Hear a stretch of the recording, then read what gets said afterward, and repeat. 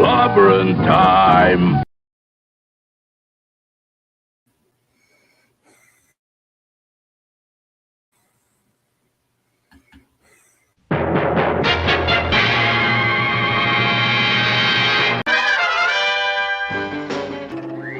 Atomic batteries to power. Turbines to speed. Roger. Ready to move out.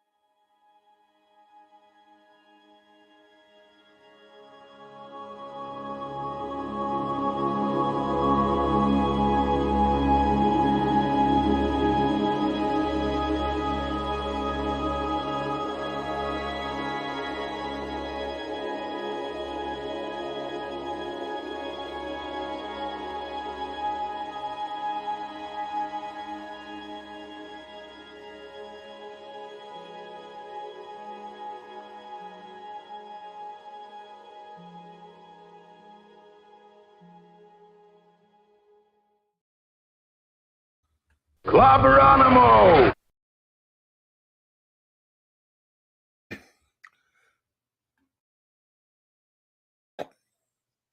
Clobberanimo indeedimo. Hello, Mo, to everybody. Oh, welcome back, buddies. It's as if I'd never left. Well, it's been a while. Hey, welcome to round 2 of Clobberin Times Monday Night Mark C Comics Talk. Clobby'S Classic Comics Christmas review, Classic Comics Christmas, whatever it is. Welcome back to it, my dear friends. Of course, I want to thank everyone who joined us later, especially the great J-Man. Buddy, I had just a marvelous time hanging out with you. It was just fantastic for our earlier review. And indeed. Never forget. Here we are. This is the last Monday Night Mark C Comics Talk before Christmas. Certainly not the last one ever, though. Not even the last one of the year, but the last one before Christmas. So thank you all for putting that M in the chat. Big shout out, of course, to our great buddy, the great Mark C, who I miss very much. We all miss very much. I hope his family. I mean, it'll never be the same without him. Chris will never be the same without them. Without him, for them, I know that his family and close friends, and for anybody out there in our community that was a friend of his. So he'll be missed. And around this time, you think about him. I think about how much fun he would have, doing some of these reviews with me. Because I do have a lot of fun doing it. And of course, you, J-Man, dude, that was just great stuff. I really enjoyed that, buddy. Thank you so much. And I really appreciate it. So yeah. Merry Christmas, wherever you are, old buddy. We miss you. I know your family misses you. And hey, Christmas will never be the same without you, especially for them. But we will always, you'll always be the inspiration for our comics talk here. You'll always be the namesake. But yeah, that was a lot of fun earlier. Our second of what I hope will be many forays into the Haney-verse, the wacky world of Bob Haney. So again, it was special. J-Man, I just, dude, I had such a good time doing that. And This was for those who missed it earlier. Part one of our Monday Night Mark C classic Clobby'S classic comics Christmas review. Earlier, the great J-Man and I reviewed Brave and the Bold, number 148, the Bob Haney classic from 1978. And there will be more to come. This was some wackadoodle stuff, but in a very fun way. Very cool stuff. Maddie's daddy, what's up, buddy? So, quick show notes. Again, shout out to J-Man for how much fun that was, dude. I can't wait to do it again. Let's see. Tomorrow night, pardon me for a second here. Yeah, that's what clear up there. Tomorrow night, I will be hanging out with Tom and the gang over at Midnight's Edge After Dark, 6 p.m. Central Standard Time, as I always do on Tuesdays and Thursdays. I don't know if Wednesday night there will be a Loki's comic book roundtable. He hasn't told me yet, but if there is, I'll be there. And of course, Wednesday night, I will have Wild Card Wednesday. I will have the lovely, the beautiful, the amazing Purple Valkyrie will be joining me to review a John Byrne comic for Christmas. It is, of course, from What the Xmas Special, number 10. What the number 10 Xmas Special, I should say. Santa Doom. It was a pretty interesting comic there, and it's going to be fun to talk about that with Purple. I'm looking forward. I love Purple. It's great to be able to hang out with her for Christmas. And so I am looking forward to that. Again, Thursday, I'll be back on with the After Dark gang at 6 p.m. with Tom and those fine folks. And then the Clubhouse with Raquel and Mark, our big Clobby'S Clubhouse Christmas Bash. That's what we'll call it. And that will be fun. I'm going to be on the Friday Night Comic Shop show at my good buddy Nick Weiser's channel, of course. We'll review a couple of Christmas comics, some Batman Christmas comics, some Spidey Christmas comics, and who knows what else. So I look forward to that. That'll be 8:30 Central Standard Time on Friday night. And then, of course, Christmas Eve night. There will be no more Saturday Night Star Trek for the remainder of 2022. Of course, we'll start back up when the new year starts.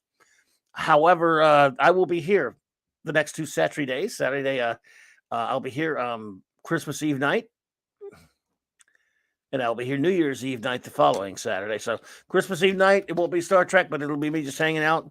And I know everyone's doing Christmas Eve stuff, but anyone who isn't wants to stop by and say hi. Well, it might just be me here talking to my dumb self, but I'll be here anyway.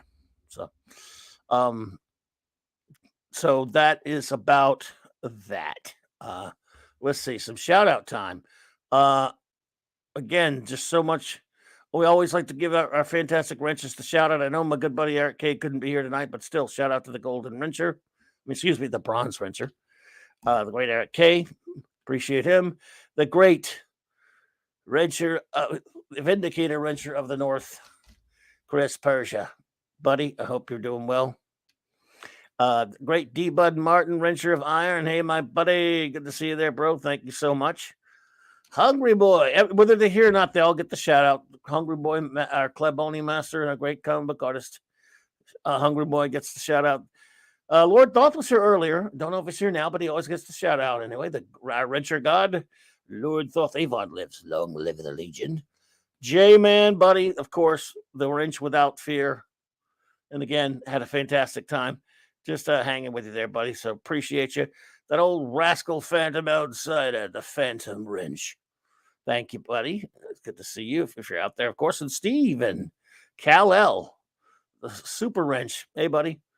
Thank you so much. I hope you're doing well. And of course, last but never least, Maddie's daddy, Steve Mitchum, who is a wrench. Whether he likes it or not, he's got a wrench, buddy. Thor. Well, that's you. You can... partial credit to, most credit to actually for Chris Persia for making that cool picture for me to just make a wrench thingy out of. But he did it. He did all the real work. So thank you, Chris Persia, for that, of course. And I don't know if she's here or not, but Apollo's Minion and Pupper were here earlier. So Shout out to the puppy doggy, Clobby'S Minions puppy. So there we go. Now tonight, in our second review, I decided to do one that's really it starts out at Christmas. It's not necessarily a Christmas story per se, so we don't really. It's not something I'll go into too much detail about the story. Some of you may know of it, some of you may not. It's fun. I'm sure you've seen the art.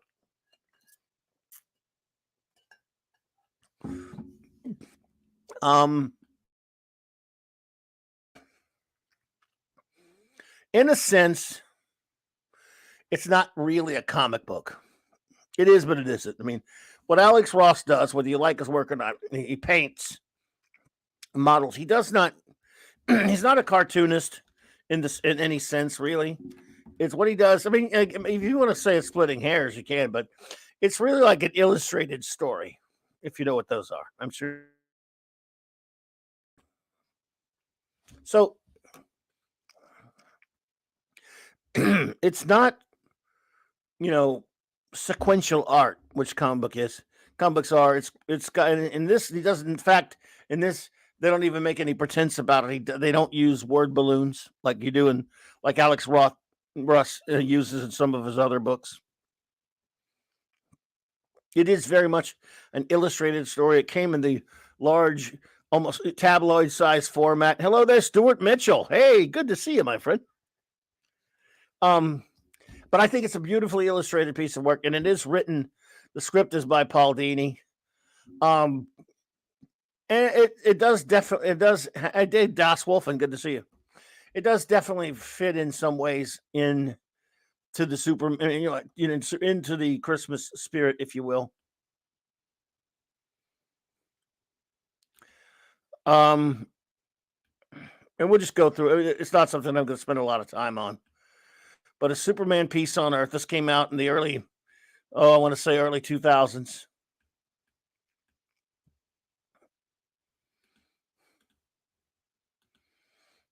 And it is a beautifully illustrated book. Your Muslim Uncle.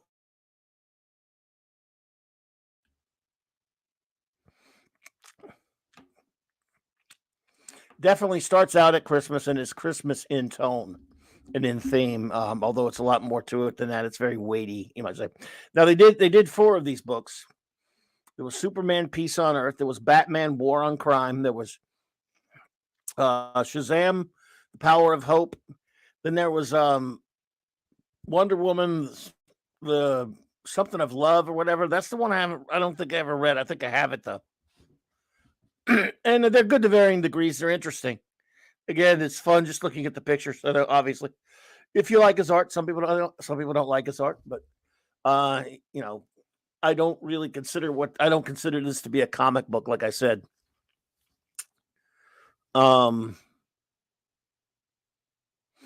Necessarily. I mean, it's in the comic book vein, So. But the story basically is pretty simple. Naturally, it tries to tackle some weighty issues. Let's see, and it starts off, of course, with Superman at Christmas time. You have a pretty interesting, fun page that just basically tells the origin. I like that he just handles the basic premise of the origin set up on one page. All the stuff we all know. Superman, Superman for liberty and to fight for liberty and justice. I have sworn to protect the world that has taken this child of Krypton and embraced him as one of her own.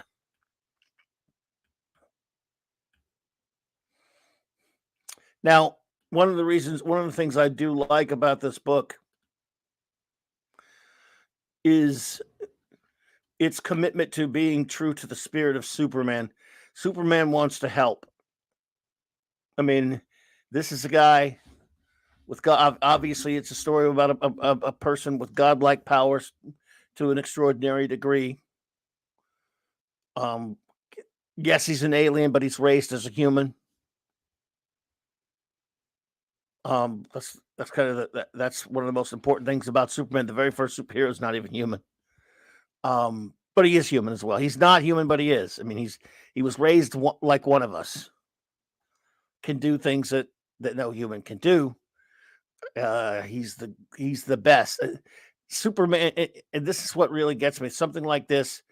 From what I know of Alex Ross personally, I think politically he's despicable because he's very awful towards his political opponents, let's say, or those who disagree with him ideologically. And I don't have a problem with anyone who disagrees with me ideologically unless there's somebody who treats those on the other side of the ideological spectrum badly, like he does. However, Ace Cast Iron, what's up, buddy? My God, a true Superman in his own right. You're the man, buddy. It's great to see you. But Superman is a great American icon, fictional or not. But whatever else I think about Ross as a person, he does get what Superman is. And this book, this comic in some ways showcases Superman's naivete. But what it also does is, again, I can't even imagine. Sorry, I'm going to go there. Idiots like Hack Snyder and David S. Goyer and some of the other people that have handled Superman in movies and other things, who just do not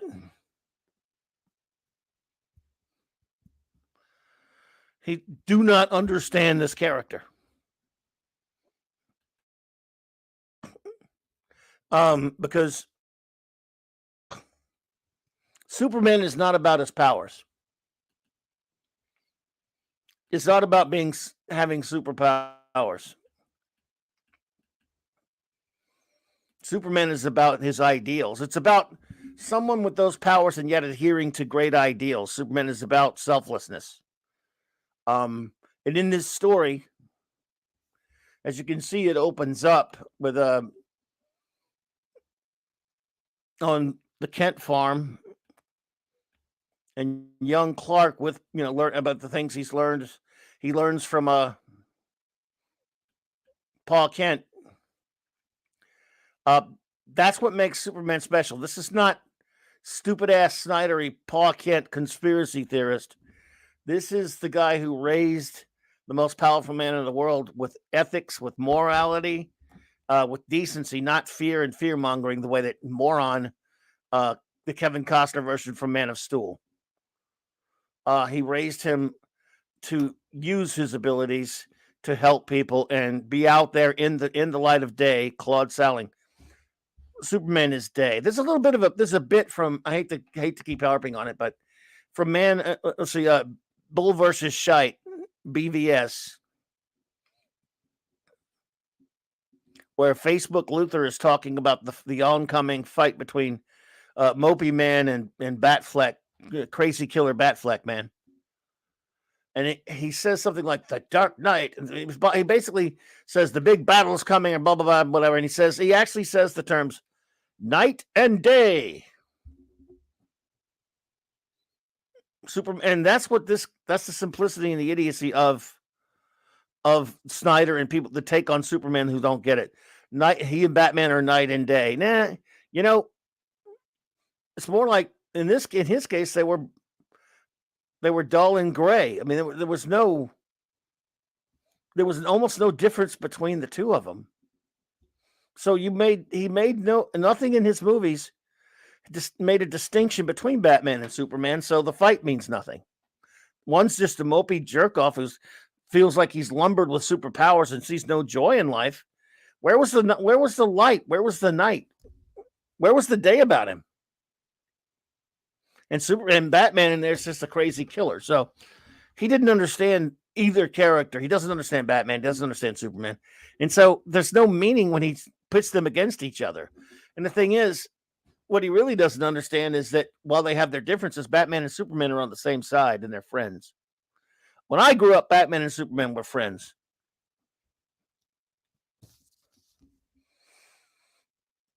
They had different methods in some ways, but they respected each other and they were best buddies. Sure, they're going to have fights and then they have squabbles and all that kind of stuff. Friends do. But at the end of the day, they're on the same damn side. Well, Snyder didn't understand that. So, and part of it was, again, Superman is not about flying and lifting, throwing buildings and punching, other superpowered creatures. He is about values. The values are what make him super. And right here, if you see him out at the farm with the Kents, and this story opens up with Superman flying a Christmas tree to Metropolis. So the story does open up and start out in Christmas. And it's, again, as you can see, it's beautifully illustrated.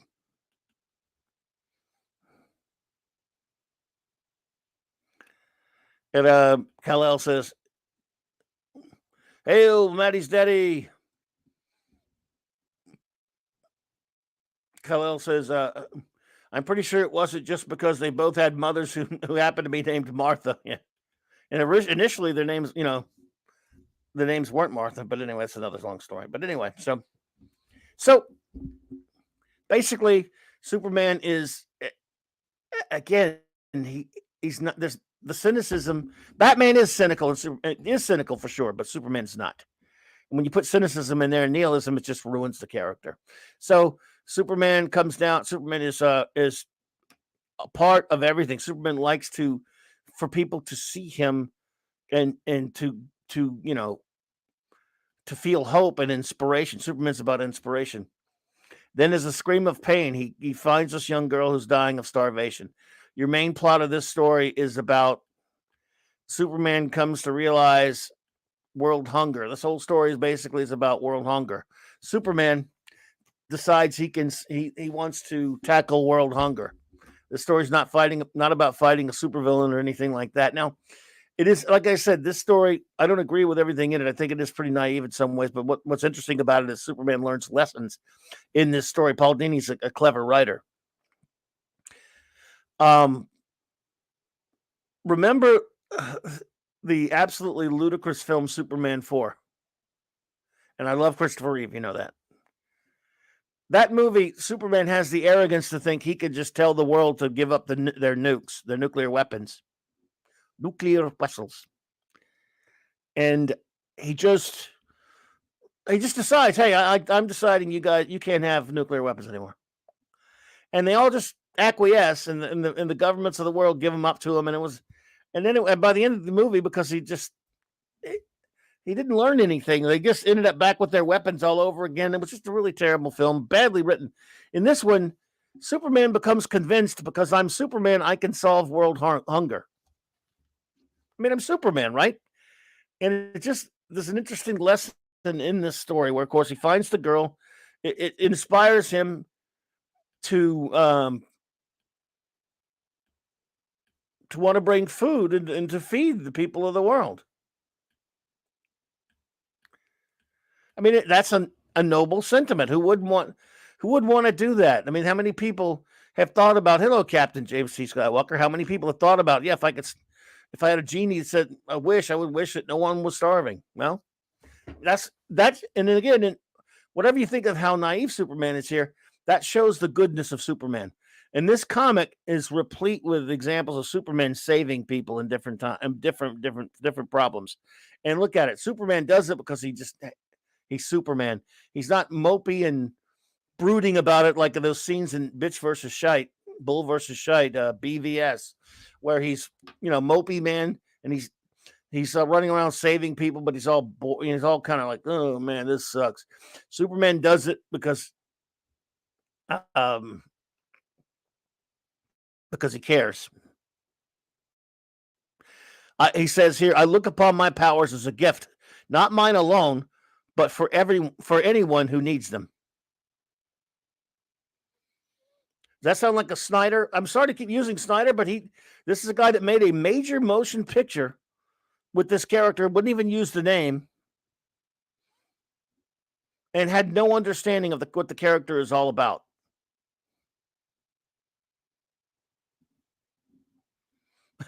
D-Bud read the comic book adaptation, knew better to ever watch the movie. So you didn't watch Superman 4, eh?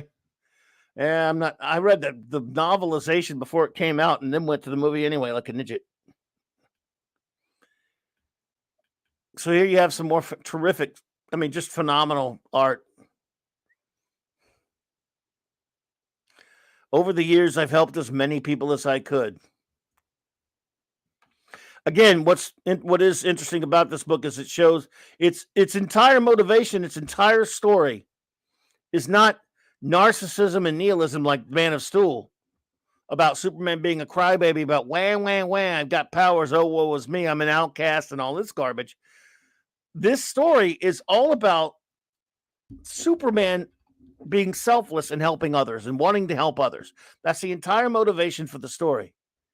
When have we seen, we never saw that with the Snyder trash. This story, I mean, look, I love Superman comics where he fights villains also.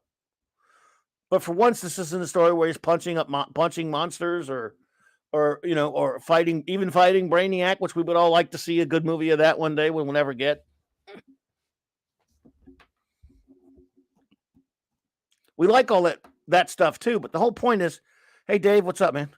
But the whole point, Superman means more. This is an illustrated story about showing Superman trying to apply these extraordinary powers to a very real world problem and learning a lesson that these magical powers are not that simple. This is some extraordinary artwork, though.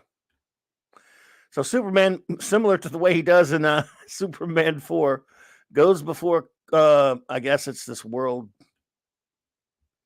Congress thingy. I think it's actually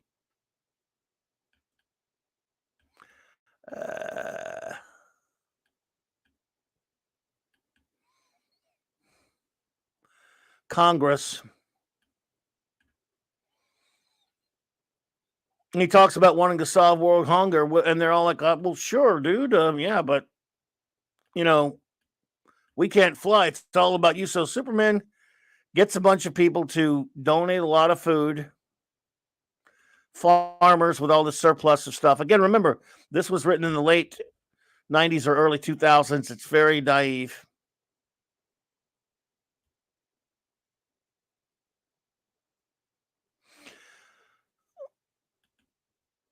But very well intentioned. Superman is, he basically talks about how, he's all these granaries with all this food. He's going to use his powers to distribute it all over the world. But then he realizes that, he can't do it every day. It's impossible. He brings this bunch of food to these people, and they're all like, hey, you coming back tomorrow? Right here, he thinks he's off to a promising start. Then he starts visiting other countries. And starts, after he's left America, J.D. Lewis, what's up, buddy? He's starting to see what it's like all over the world. I'm guessing this was the intention of Ross and Dini to kind of show that, sure, you can, Superman is American. And in America, if he can bring food anywhere and it'll be accepted. Even if he is met with skepticism in some cases.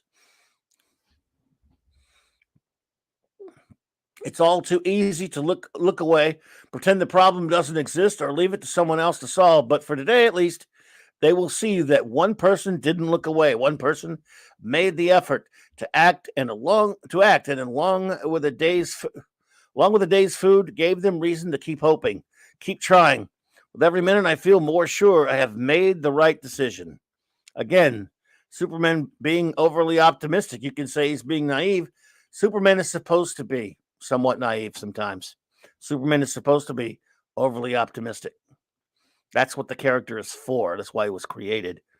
Even in the dark times of the Depression, when he was conceptualized after initially being conceptualized as a villain. But he goes to some of these other countries and starts realizing, these third world countries, and realizing it's not that simple just bringing them food. I fly fast as I can, crisscrossing the globe many times in order to keep my promises. I'd be foolish if I thought I could do this every day, nor should I try. I know at best this will provide only a day's relief for people who need so much, but perhaps that's what's needed to start the rest of the world thinking about a permanent solution. Again, he's not trying to do everything for everyone. He's trying to make an example to show that, one person's willing to help, but you got to learn how to help yourselves. Then he starts going to see how the bad situations in all these countries, realizing it's not so simple just to bring everybody food. Naradax Amanda Bear, welcome.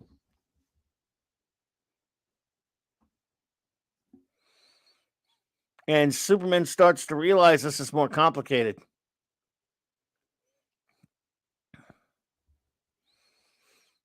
In a sense, this is almost like a treatise on how maybe superheroes shouldn't get involved with real world stuff.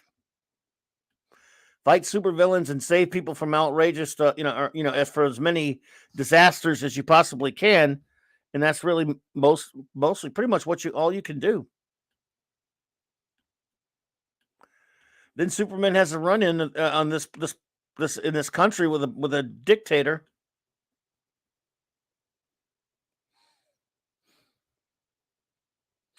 Yeah, J.D. Lewis, that's an interesting story by Elliot Magan. The story from 1971, Must There Be a Superman, told the same premise much better in only half the pages. That's a good point. It did. I think it did. I think this is a beautifully illustrated story right here, though, JD. But I absolutely agree with you. I might actually review that comic. Must There Be a Superman? I mean, it got a lot of attention. For those not familiar with that, that's a classic. Well, he got into a squabble with this despot, and remember, Superman could have just he gave the food to the kids anyway, but to the people anyway, calling their bluff. And when the people started, when the dictator's men started shooting, Superman stopped all the bullets and slagged all their guns. But then he realizes that they would just bring more guns, and this dictator's telling him, "You're not gonna stand up to me. You're not gonna depose me." And Superman knows he's not going to depose the government, so he leaves, and he starts getting depressed, seeing so many bad things. Now he's seeing what the real world is like in all these countries. And seeing all these people, some who don't trust him, some who are afraid of him, dictators who hate him. And he starts realizing that not the rest of the world just isn't America. It's not the West. He's flying a big old ship full of grain and stuff, and has a missile shot at him.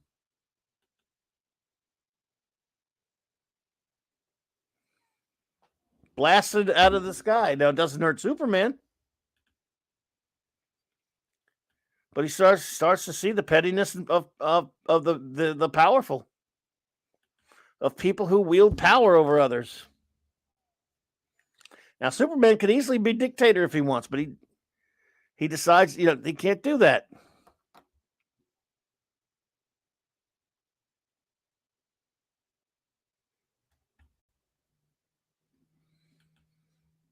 It's not Superman's place to take over.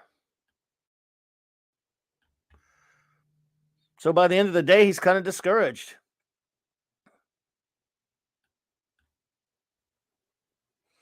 I hear the voices of those I've helped praising me for trying. I see headlines commenting on the effects, good and bad, of my mission. Most of all, I feel the disappointment of millions who still look skyward, yet know in their hearts I won't be coming. Did I truly think I would succeed?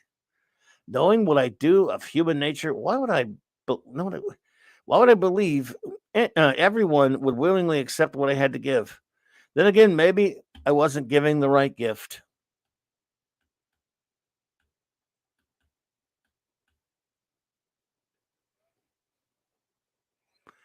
He gives Clark Kent an exclusive interview.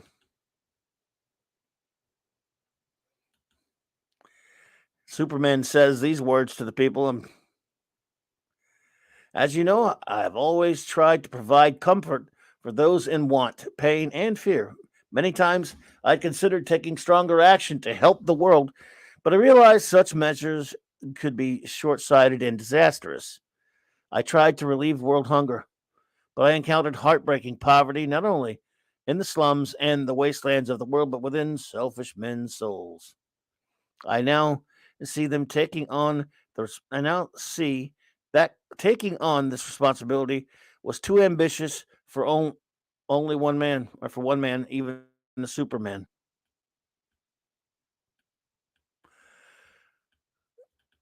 The welfare of Earth and all its people will always be in my primary concern.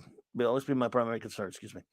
But if there is a solution to the problem of hunger, it must be one that comes from the compassionate heart of man and extends outward towards his fellow man. Uh, there's an old saying: "Give a man a fish, and he eats for a day. Teach a man a fish, and he eats for a lifetime." Well, we know where that saying comes from, Paul. That simple message asks humankind to nurture with knowledge, to reach out to those in need, and inspire others to do the same. That is life's greatest necessity and its most precious gift. Superman.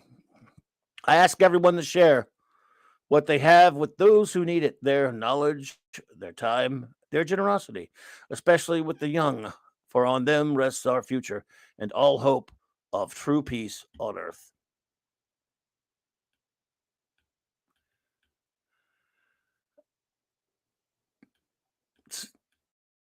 What does this say about what this says about Superman to me? What does it say about Superman? I think for me, it just says that Superman is about helping, inspiring, and he's about optimism.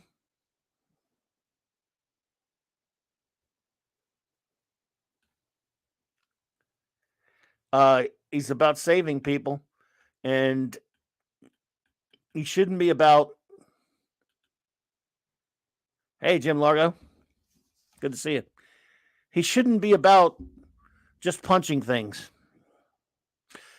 I guess that's why I wanted to talk about the story, and it is obviously it's in keeping with Christmas. It just goes. I wanted to show it because you have so many people that have lost the plot when it comes to Superman that don't understand him, and if people have such disparate, views and attitudes, like someone like Alex Ross and myself, because we're probably as far from agreeing on things sociopolitically as you can imagine, or at least politically. And I think he's an ideological bigot, or at least he has been in the past. But he and Paul Dini, and yet we can get together on this. Not this story. It's actually interesting. It does show. Look, it does portray Superman as someone who, with all of his abilities, was a little bit naive, thinking he could solve world hunger. And this story is about him learning that lesson, that just because I'm Superman, I can't fix everything. And so that means I will help whenever I can. That's what Superman is. He's about helping. I will fight the extraordinary menaces, but I will mainly just try to inspire. And that's what idiots like, who make things like Man of Steel, who do all this crap with the evil versions of Superman and all this kind of garbage, don't understand about this character. This character is about goodness and about helping people, and about, again, he's about inspiration and he's about values.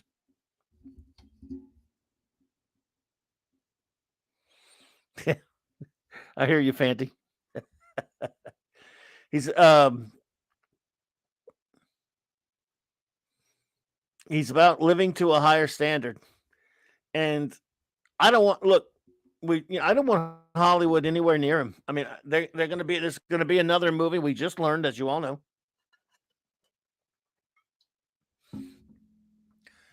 that Henry Cavill, who was told that he could announce that he would be returning as Superman, although he never really got to play him for real. has now been ousted, even though they told him he could announce it a couple of months back, and now he's not coming back. I thought it was a fine casting in bad movies, and he's also one of us. He's a geek that defends us. I mean, Henry Cavill's an awesome dude, and it would have been nice to see him get a chance. But he got lumbered. He just had a bad break. He got hired by idiot like Zack Snyder, who it was smart of Snyder to cast Cavill, but he didn't. He just wasted him. Jim Largo, that's exactly right. True heroes inspire.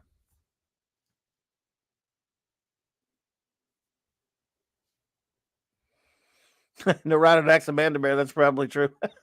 That's right. But Superman, like Lois said, even in the movie, Superman cares about everybody. And there's the bottom line. This is about someone who wouldn't do any of the things that Zack Snyder had him do. The mopey man crap. And I just wonder, is James Gunn going to understand this with his younger version of Superman?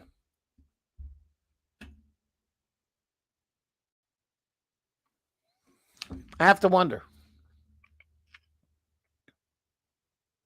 I hope so.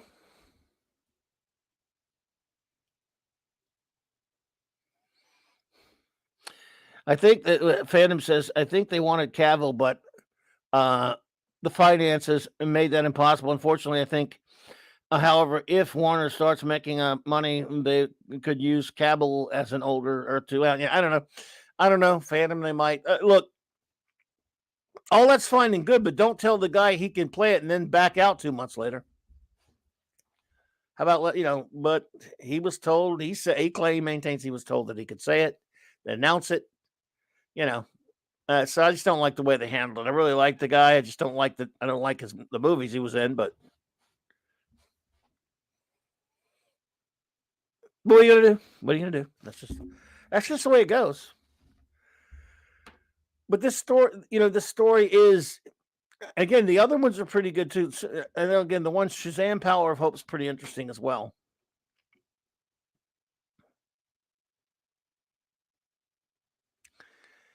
But I remember back after Man of Steel soiled screens in 2013, it became very important to me to talk about heroism and superheroes. What is a superhero?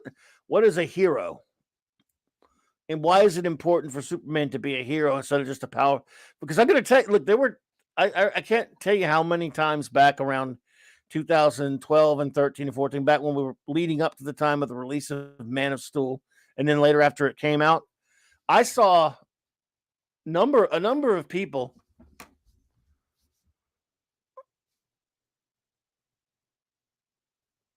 who were saying things like, I just want to see Superman punch something.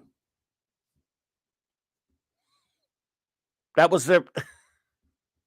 that's what they wanted. They wanted to see Superman fighting and punching and throwing buildings around and all that kind of. Now look, we all like to see that kind of stuff as far as superhero spectacle, sure. But is that what Superman means to you? I mean, you just want to see him fight? That's all? I mean, it's cool to see a Superman fight, sure. We all like to see it, and you want to see that in big budget effects. I get it. But if that's your first go-to, you just don't understand the character.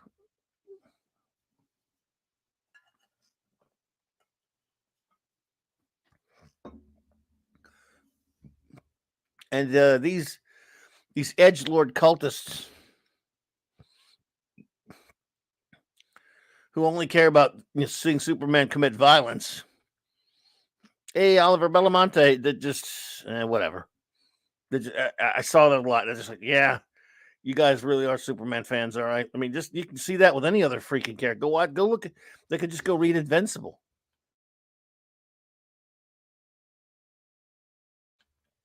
I like Invincible, but I don't want them doing that with Superman.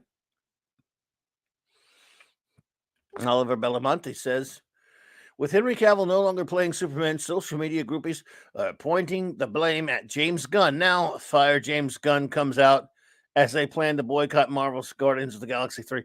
I wonder what kind of traction that's even getting, Oliver. I know that I've heard a little bit about that. I have to wonder, though. Like J-Man says, yep, I want to see heroics in action. It's not hard. Yes, thank you. Yeah. So, yes, I mean, I don't know how much traction that's going to get. Yeah, people are, I mean, pissed off at James Gunn for this. I'm one of those that doesn't really think it was Gunn's fault that much. I mean, in other words, Gunn was put in a bad position because of Henry Cavill being told he could announce that he's going to be. So, in other words, if he hadn't announced that and Gunn had just come out and didn't have to tell the guy that no, he's not going to play Superman, I think maybe things would have been better. I'm not defending Gunn. I just want to take a wait and see attitude. But yeah, I don't know, this boycott stuff or fire James Gunn. They're not going to fire James Gunn.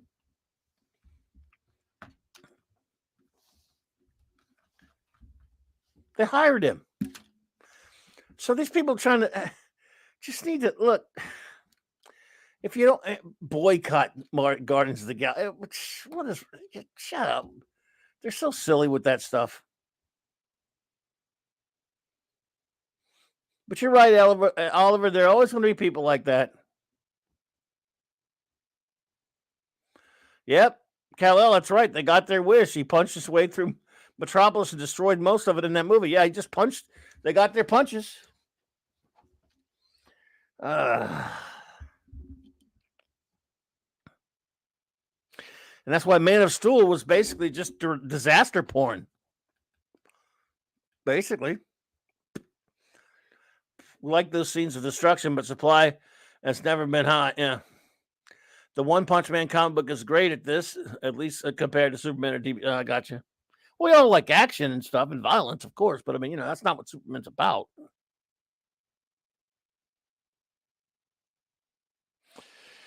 Yeah, D-Bud, look, I don't want him fired either. Like I'll say, I'm skeptical.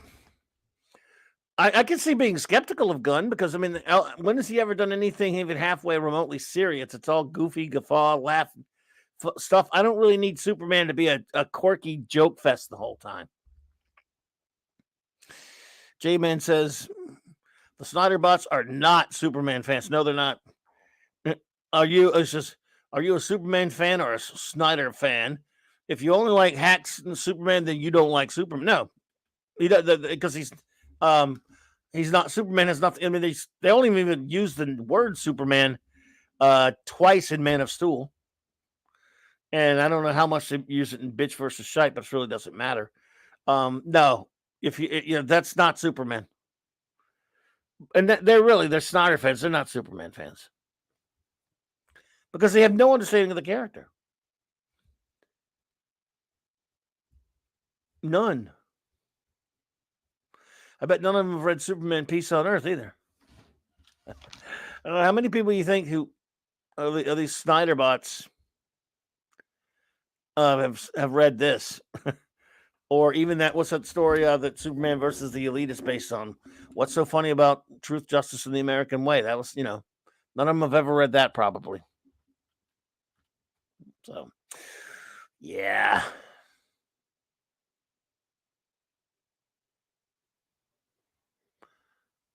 So, I don't know.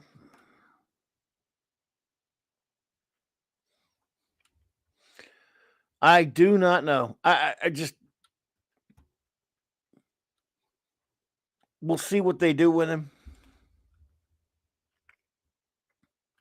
Agree, J-Man. Man, you've had as many run-ins with those bots as I have, I guess, probably.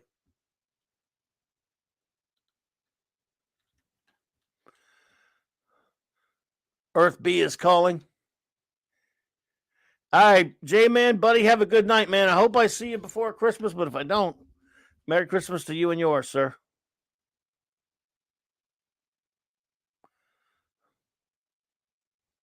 Agreed, J.D. Lewis.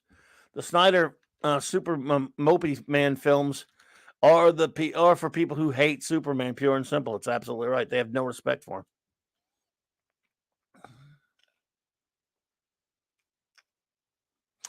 I wrote again. Most of you probably know this, but I wrote back after I saw Man of Steel back in 2013. I wrote a rather lengthy review of it that say was not very popular. I still have it somewhere. In fact, I even read it a couple years back when I found it again. I did a video reading the review. Yeah, let's probably do that again. I should actually do a stream where I read the whole review again if I could find it.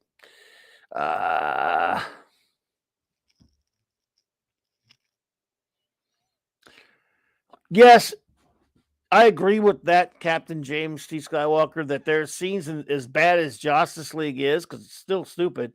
I love how it pisses off the Snyder bots, though. I kind of love it for that. But he does act like Superman in that, because even you say what you want about Whedon, even he understood that you should make Superman act like Superman. It's just that the movie still has Snyder's stupid story, which means no story at all. It means Justice League is bad not because of Joss Whedon. I'm sorry. I know he's a shithead, and he's not a good dude. But that movie's bad because he took over for Zack Snyder, and there was nothing there for him to do.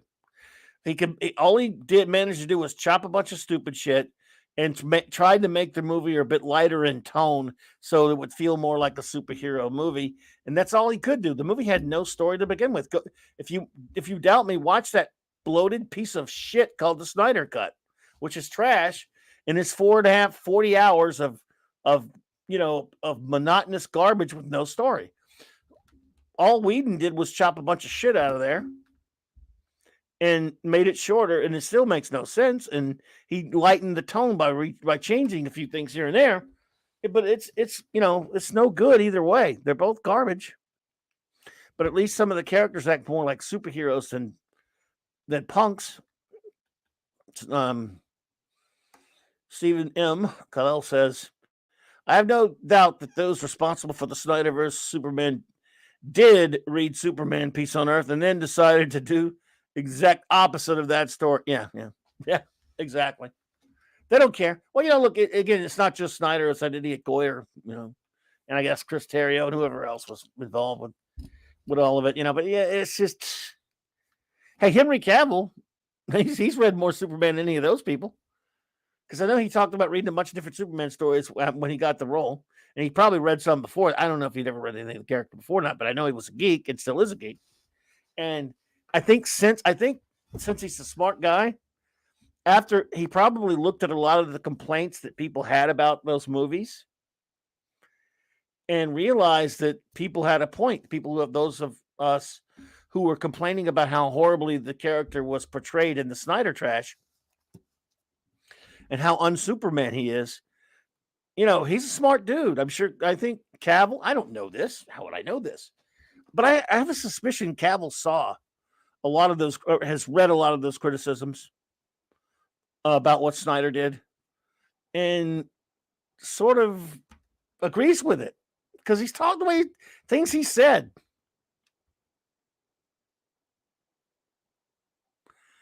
Well, Stuart Mitchell, I don't think the Ta-Nehisi Coates scumbag will get his chance. I don't think Zaslav is going to let that happen. The Jar Jar Abrams crap is done. Jar Jar Abrams is not going to get any of his shit made. So don't expect. I wouldn't hold your breath. I know. I'm going to go out on a limb and say that Jar Jar Abrams isn't going to get any of his garbagey shit made. They're ousting him. They paid him way too much money, which is pathetic.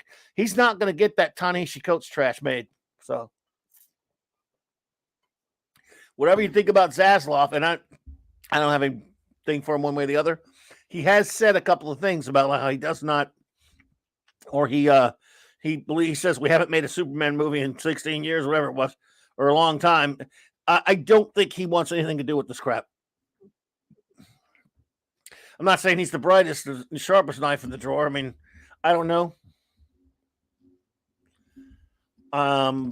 Considering what's going on with right now, I know that it was a debacle to let Cavill announce and then renege on it a couple of months later. I know that does not look good. That's bad optics. The hiring of Gunn, we'll see if that turns out to be okay. So how smart Zaslav is, I have no idea, but he did shit can Batgirl And if it's truly for the reasons that we think, that was probably a smart move, but I don't know. Don't know much about him. Not defending him or anything. But they don't. I know that they're not going to waste money on garbage. I don't think he wants to waste money. That seems to be true. Look, believe I'm not anyone. I'm not defending him. I don't know. I don't follow that stuff the way some of my dear friends, my old buddy Valiant Renegade, and some of these other guys, they're better at following all that stuff than me. I just listen to them occasionally and talk about it, read here and there. I don't follow it to the degree that they do. But what I've gathered from listening to them and in various sources, I don't think he wants to lose money. That's the vibe I get off of him. So I think we're good there. I think in that respect we're going to be okay.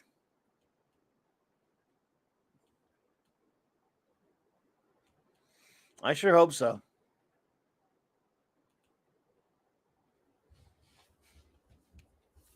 Sure hope so. But I really don't think we're going to get a ton of easy codes crap. I think Jar Jar Abrams' garbage is going to be gone.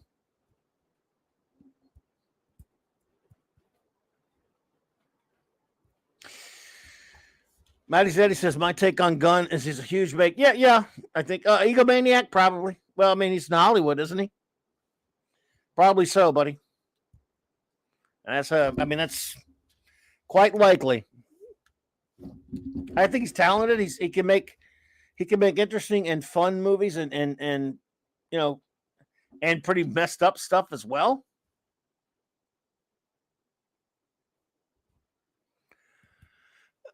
But my question is, can he change enough? Can he rein himself in and do something a little bit different with Superman? In other words, can Superman not be Guardians of the Galaxy or Peacemaker? Either of those extremes.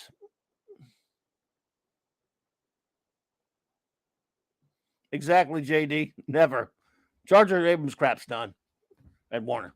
That I'm fairly competent on. Maybe I shouldn't say that. It is Warner. Who knows? It is Warner. I'm not saying have any faith. But Ken Gunn, he says he's going to, I think they keep saying he's going to write and maybe even direct the Superman movie, or maybe just write it. I don't know if he's directing it. I think he's just going to write it. Can he contain himself and do something I've never seen him do that I know of? Make a character that isn't just a jokey McJokey pants the whole damn time. I mean, he turns Star-Lord, who's kind of in the comics, even in even in the later comics that he adapted, certainly in the older comics, Star-Lord's, like I said, kind of a no-nonsense, tough, space cop. And as a good buddy of mine likes to say, who's a big fan of the comic Star-Lord, he does not like the Gunn take on him because he's a horny man-child. And even though I do like those movies, I can't argue with him. That's pretty much true. Now, I like Chris Pratt.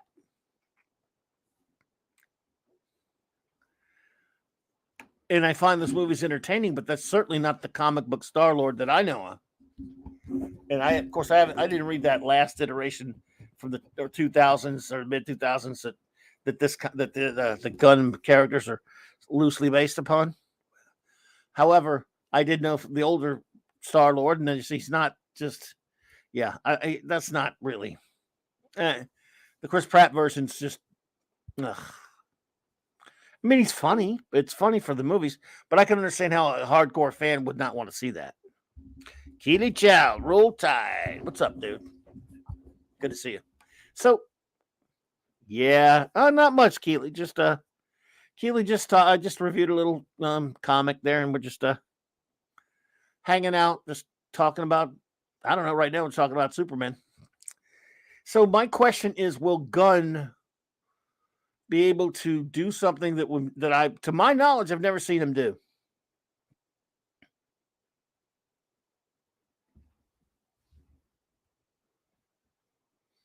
I mean, I've never seen him write a character seriously. I mean, he'll put a darker moments in some of his stuff. Kal-El, who is a Superman fan and knows a Superman, says, the absolute best we can hope for from Gunn, Superman isn't a comedic buffoon, but he turns Jimmy Olsen into a total idiot sidekick character. Yeah, there will be a lot of jokey joke stuff in this thing. I mean, I can't see Keely Chow spreading rumors again. I don't know what you're talking about, Keely. Anyway, yeah, look, I don't think we need. I mean, there can be humor without it being ridiculous. For example, if you go ahead and excuse in the first Guardians of the Galaxy film, I love it. I love the movie. I mean, I really do. The humor doesn't hurt the film for me, even though I understand that this, in fact, of course, it's one of the most popular movies ever made. I mean, it's huge anyway, so they don't need my approval. But I really do like it a lot. I love it. I love the music. I really thoroughly enjoyed, even with what they did to the character Peter Quill. I understand why my friend doesn't like it, but I liked it. I loved it. I thought it was a lot of fun. That said, the dance-off scene was a bit much. See, it could have had everything in the movie but that stupid bit. The dance-off. But I get it. I know what he's... So, all fine and good, but I don't want to see Superman challenge Brainiac to a dance-off. Okay? Can we not have shit like that? That's, again, and The Suicide Squad, the James Gunn film, it was like a one-timer to me. I thought it had some interesting stuff in it, but it just really didn't. I mean, it's okay.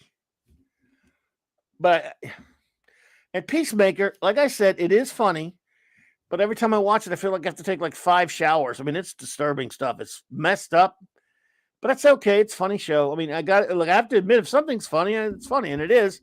It's just it's kind of disturbing too in some ways. I mean, fine, but yeah. So I like it. I kind of liked Peacemaker in some ways, but I was like, it's very over the top. I wouldn't. It was not for everybody. Some people really like it though. It was all right. But my point is, what has he made anything other than something like Guardians, like the Suicide Squad, like Peacemaker? I love the movie Slither that he made. Slither's, a horror film with a lot of humor in it. I haven't seen Super. A lot of friends have seen Super. They say it's really messed up. It's weird. But when has he made any movie? And it doesn't mean he has to be a conventional filmmaker. I don't want that. But when has he made any? What has he ever made to make you go, yeah, that guy should be writing a Superman movie? Chris Persia. Don't worry, Clobby. Gun Superman won't challenge Brainiac to a dance-off. It'll be a game of rock, paper, scissors. It might be.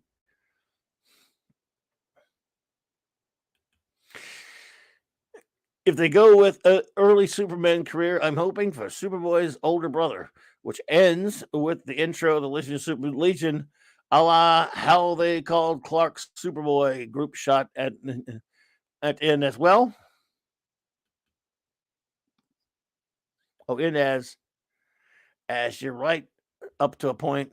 The problem is, I hear you, Kal-El, is a lot of these a lot of these Hollywood creative types don't know how to write comedic relief properly anymore without going overboard. Yeah, they don't. Yeah,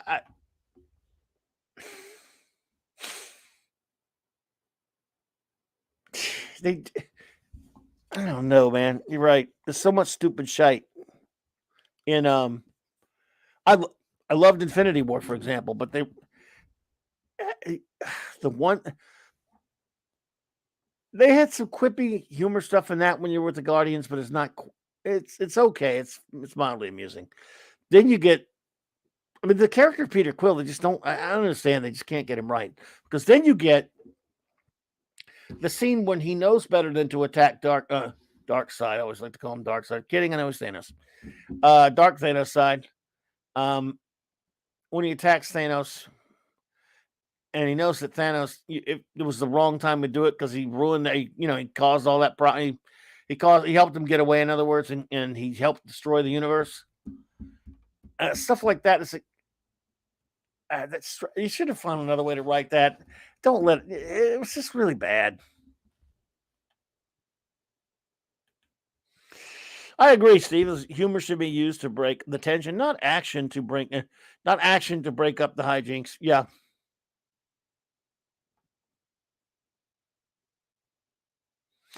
Yes. Totally agree with that. And early on in the MCU, they used it fairly well. But when Thor Ragnarok really just went over. That's why I have too many problems with that movie. It just really went way overboard. There's a lot of entertaining stuff in it, but it went overboard to the point, and they never came back from that. You notice that? Well, Infinity War got away from it a little bit, but yes, Ragnarok really went too far down that rabbit hole, and that it's kind of funny. Yeah, Ragnarok disgraced it. Really disgraced Thor. Really started his ruination. Then the next time we see him in Infinity War, he's pretty good. But the damage, the cracks are there had been put in. Then after that, man, in game, he's horrible, and in Love and Blunder, he's worse.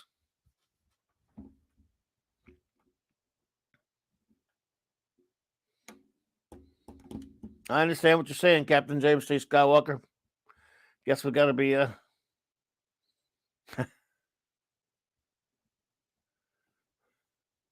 J.D. Lewis says James Gunn once made a Mystery Men ripoff movie starring Rob Lowe. I don't remember the name. That was off. Did he really? I don't. I don't know that one. I don't know that one. Anyone know the name of that?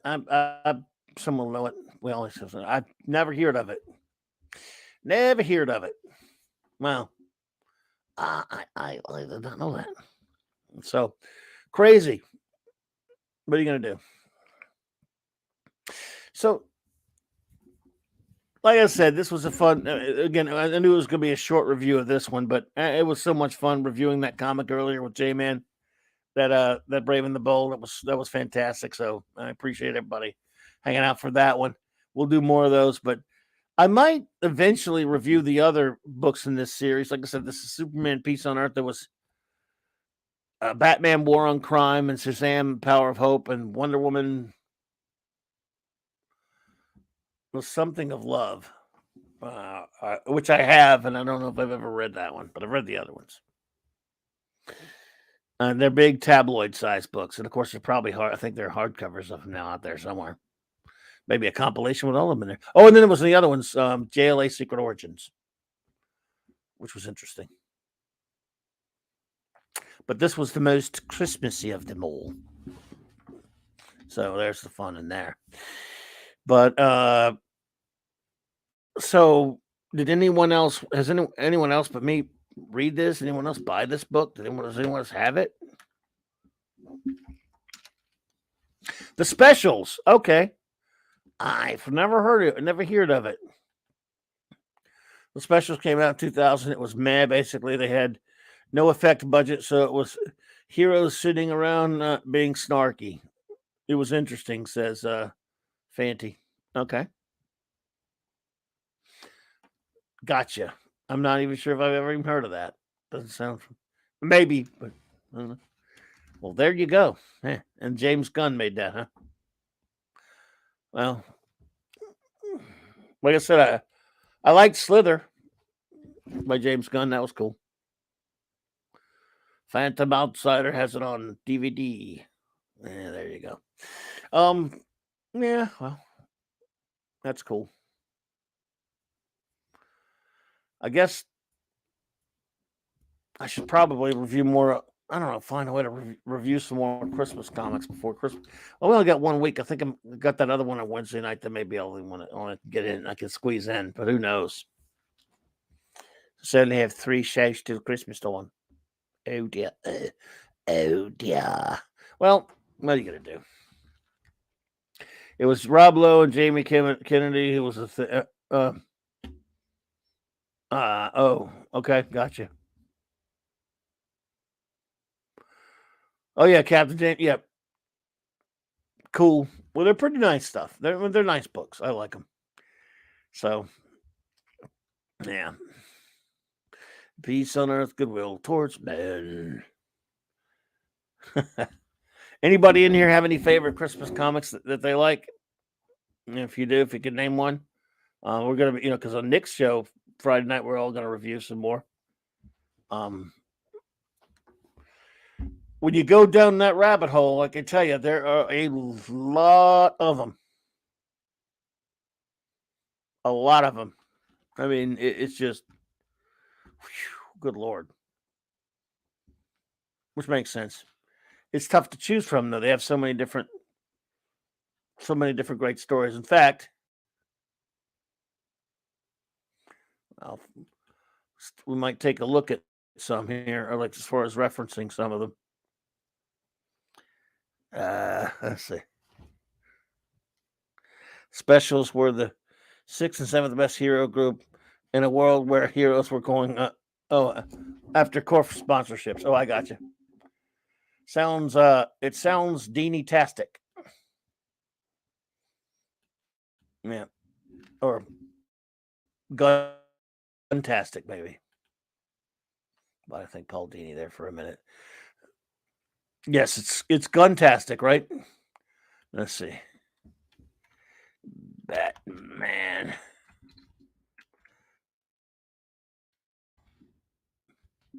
Christmas Stories.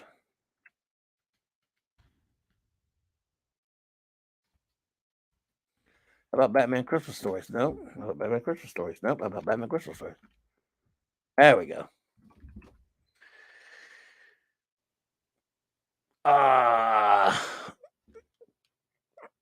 20 best Batman stories. I be the judge of that. Let's see.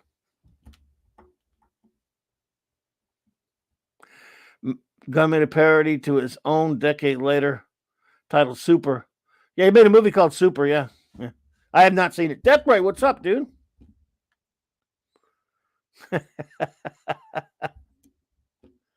There you go. The Christmas one I think is always okay. You know what, D-Bud, good call.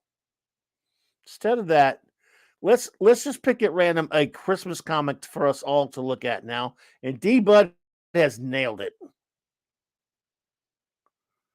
Nailed it because I just read this not too long ago.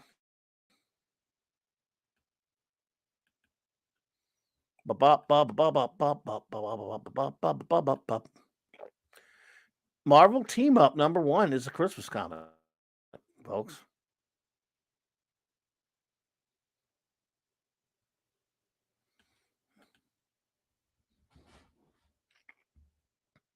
See here, he says,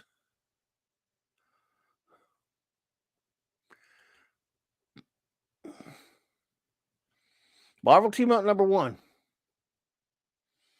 is a Christmas comic. True story.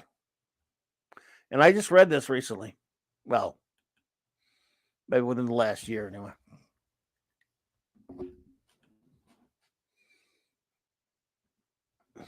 Cardinal Sin. Oh my goodness. Hey, buddy. With a $9.99 super sticker. Thank you, bro. You're too kind.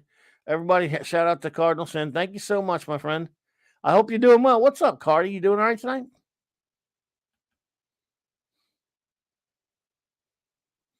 Good to see you, dude. I remember a Christmas with the superhero special that had a wonderful Superman story written by. Yeah, I remember that one. No, Paul Chadwick, who did Concrete, right? No, I don't know. Oh man, I don't know if I know that one. I thought I did, but I'm thinking Paul Chadwick. I would need to be refreshed. Maybe I didn't read it, but because I didn't know he did a Superman story. Maybe I didn't. Anyway, here you have Marvel 2-in-1. Marvel 2 and Marvel Team Up #1. Tis the day before Christmas, and all along the sand, not a creature is stirring. Save the color, save the polar bear clan. Oh yeah, this is a bunch of people who are going out swimming in freezing water, but it is the day before Christmas. And all of a sudden, Sandman shows up on the beach. This, of course, is Marvel 2-in-1, number 1, with Roy Thomas listed as the writer. I say that for a reason. Ross Andrew on the art, Mike Esposito with the Inca.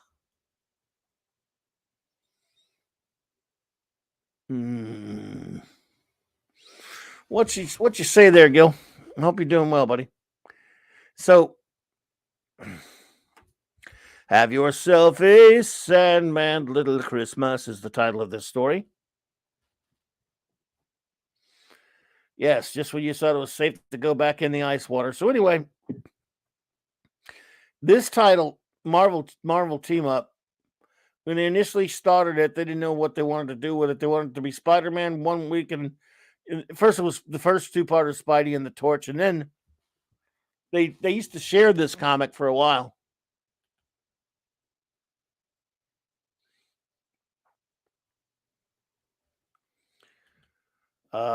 So here. So we'll just blow through it really quickly here. It's a story that takes place at Christmas time. Sandman shows up in that dumb green weird costume. I never liked that costume. And wackiness ensues, and it's just kind of just it's a fight with Sandman.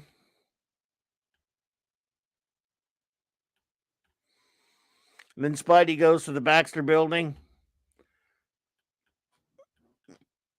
and Human Torch is rotten to him.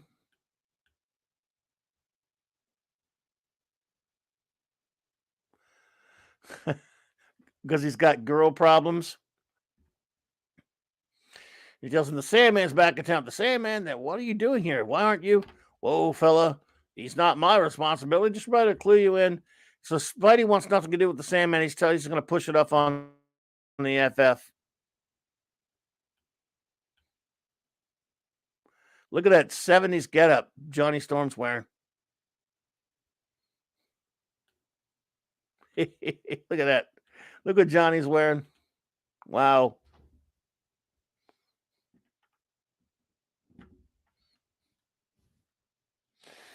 Yes, giggle. That's bad.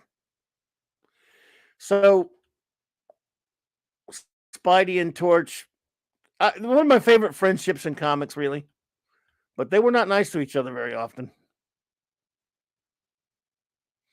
So he talks the Torch into going after him in that little FF tub car.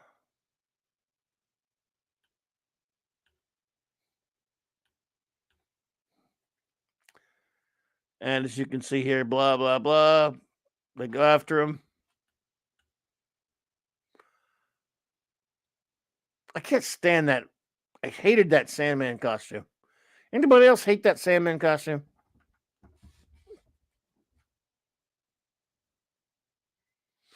Yeah, D-Bud. You're right. The first 3 issues with Spidey and Torch. So, I mean, they were 2 of the most popular characters at the time. You know, before this title, those giant Spider-Mans had Spider-Man teaming up with people.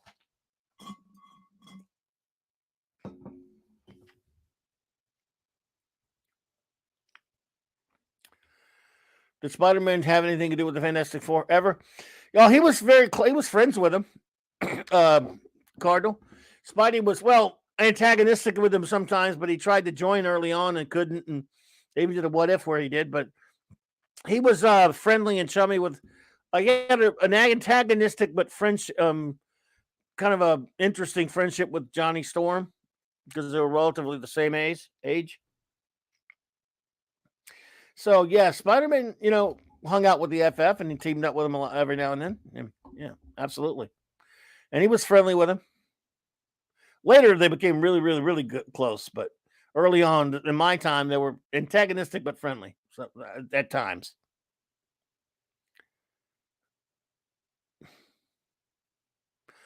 Yeah, interesting. That's D-Bud. That's true, man. Your memory's working good, dude. The girl that helped was retconned to be Misty Knight from Iron Fist. Wow. Yes, yes, Death Ray. I like Sandman's original, like just the shirt and stuff. This man, I couldn't stand this stupid green costume. Wow. Yeah, he looked better the old way.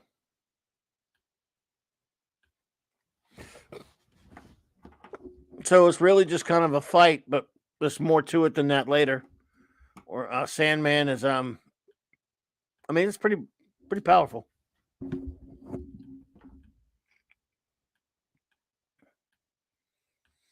And Sandman kicks their asses, captures them,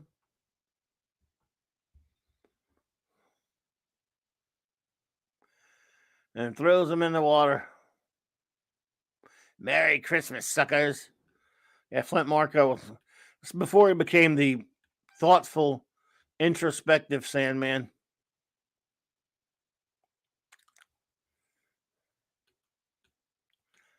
So they're under the water.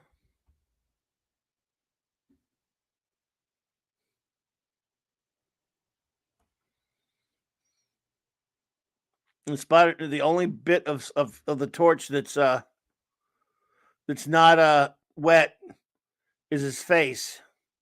So that's my body. He can start blazing again. So he blazes up his face, and then spits fire at the rope thingy. Burn, baby, burn.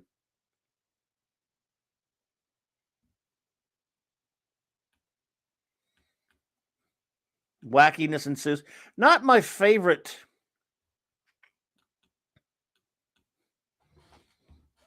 Ross Andrew art, I must say, but I do love this last page here. But tonight, just for tonight, I feel good, says Johnny. And that's what it's all about, right? Peace on earth, goodwill to men. Amen, brother, amen. Into issue number 1 of Spider-Man and the Human Torch's new title. Hey, Brian Hepburn. Marvel team up.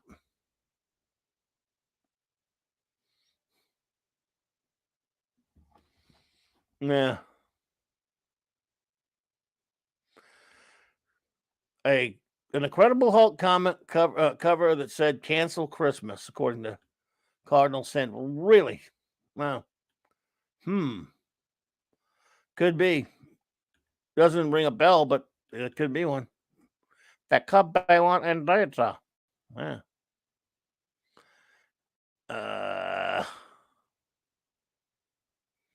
Love this Gil Kane cover here.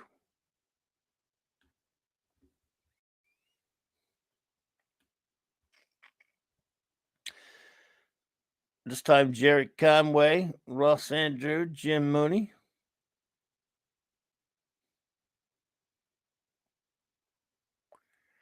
And now it's not Christmas anymore. Darn it. It's not Christmas anymore.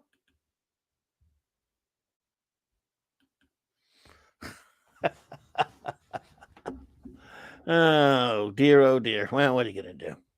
So, let's see here. I can find one at random. Who can think of a Christmas comic that I can find at random like this to take a look at?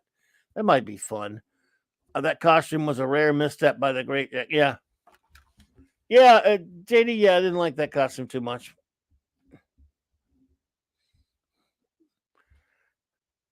But D-Bud liked it. D-Bud, he didn't mind the green costume. I just like the older look better for him, which they went back to later. But I wasn't too thrilled about it. Oh man, there was a Christmas comic,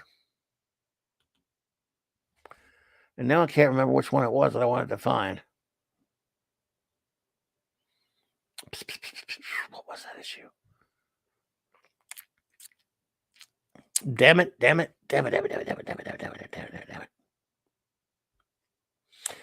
You know, it was sort of a Christmas comic.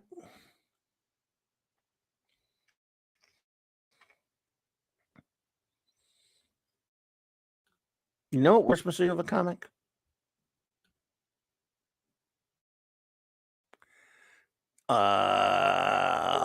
Let's see, let me find it right here. There we go. It's If it takes place at Christmas, because they did that Marvel Team Up same deal, it was sort of a. There we go. There we go. All right. Who remembers this Christmas comic? I want to see if anybody remembers it.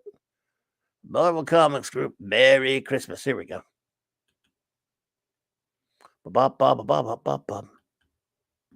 Anyone remember this one? X-Men number 143. Kitty Pryde starts with the X-Men. I know you all remember this one. I just pulled this out of nowhere because I was trying to remember some other Christmas comics that we could show.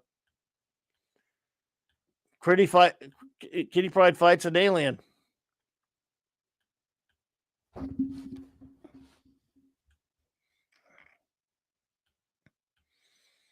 John Byrne's last issue of the X-Men.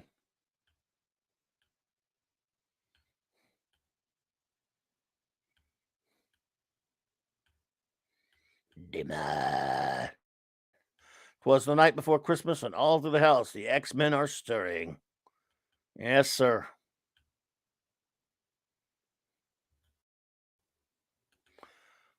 Anyone remember that one? Let's see if we got any. Hey, Sean, what's up, dude? Yep. Good to see you again, buddy. So yeah,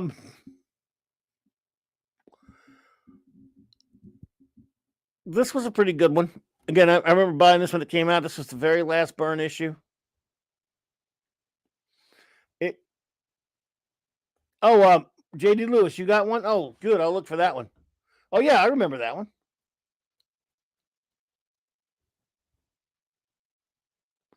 I hear you, Cardi.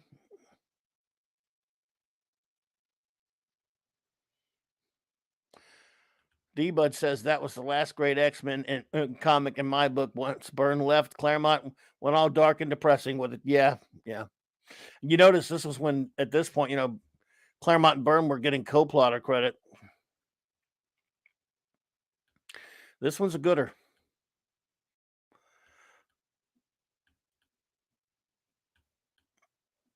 It's it's not really. It takes place at Christmas. Let's put it like that.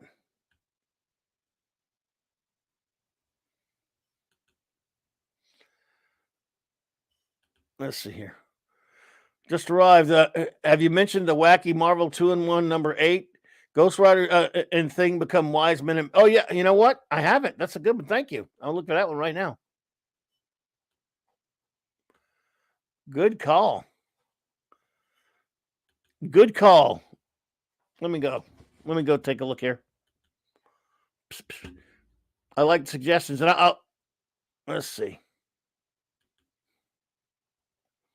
Marvel 2-in-1. Where's my Marvel 2-in-1s? Oh, here we go. Yes, sir, Bobcat. Soon, the great Mark D and I are going to review that. We talked about it last year. We got to review Marvel 2-1 number 1. It's not Bob Haney level wacky, but it is weird. We talked about reviewing some of those before. Okay, here you go. This Ghost Rider issue. Thank you, Sean. It's a good call.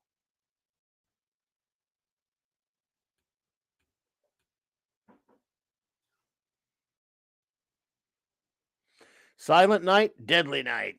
Christmas Eve, 1974. At least, oh man. Now that's got to be weird. Thank you, Sean. That's a good one. That's got to be weird because I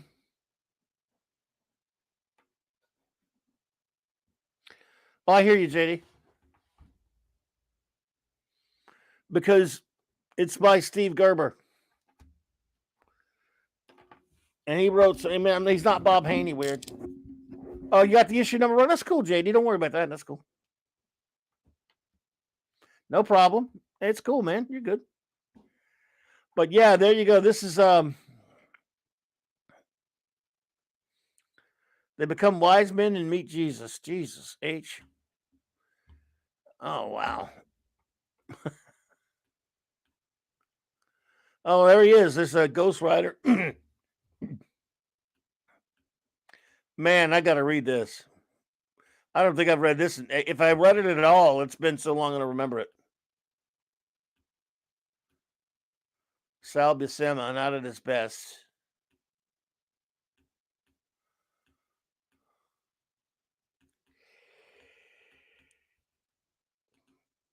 Decepticon for the win. I'm going to read that. I'm definitely going to read that. Salty Traveling C, what's up?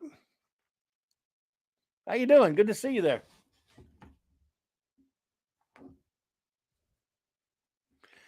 Well, it is the name of a horror film, Cardinal Sin, but this comic was from 1974, so I think this might have been before that. I'm just saying. How you doing, Salty Traveling? I hope you're doing well, sir. So that's a good one, Sean. I think I'm going to hold off till I can review that, and I might review it on the show. I don't know.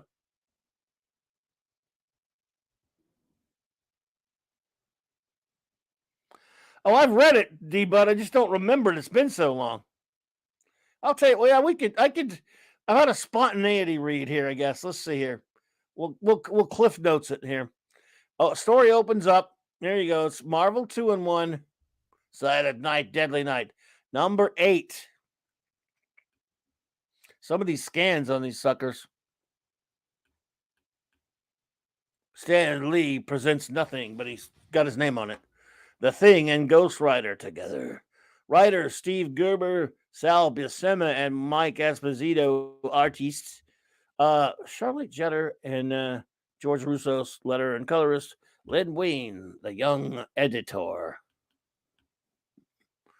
Evening on a lonely highway in the Arizona desert. A solitary cyclist races towards nowhere in particular. His thoughts occupied with small matters like the pothole just ahead and the meaning of his existence. He is Johnny Blaze, the Ghost Rider, and he has recently won his most desperate battle, wrested back his soul from the clutches of Satan. Now he must decide what to do with his newly re-earned freedom. So he has been searching for a sign, an omen, any clue to what courage, of course, what course his life, I can't, man, this scan, Jesus, his life must follow. And now on the road before him, he finds the most unexpected portent of all, especially so on this night, Silent Night, Christmas Eve, 1974, Deadly Night. Okay. So he comes across the three wise men, so startled almost didn't break in time, going into a skid. This was 1974, folks. All right. Jesus.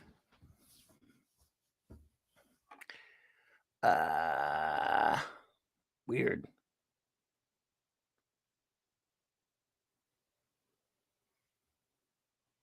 Salty? Yeah, oh yeah. I love Marvel 2-in-1. I just because the Thing's my favorite character, as if anyone didn't know, I guess. But I love Marvel 2-in-1. Now, these early issues by Steve Gerber were really wacky. Mark D and I were talking about. We were reading the first couple of issues recently, about a year ago, actually, and Gerber writes the Thing really weird. Steve Gerber, he not only created Howard Duck, and did a lot of other stuff on Man Thing, a lot of other characters. Gerber was just wackadoodle as a writer, not like Bob Haney wackadoodle like we were talking about earlier, but he was pretty out there as well. I mean, I don't know if you could do a whole show about the wacky world of Steve Gerber the way we do the wacky world of Bob Haney, but he was something. Always, let's see, was it Decepticon? Always was stunned by that issue. Ghost Rider appeared later in a Christmas pinup in a Marvel treasury with his head being the North Star. The wise men follow. Weird stuff.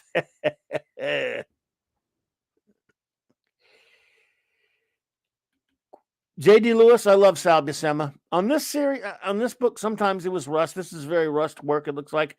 Ezra Goldstein, shalom, sir. Hello. Good to see you, my friend.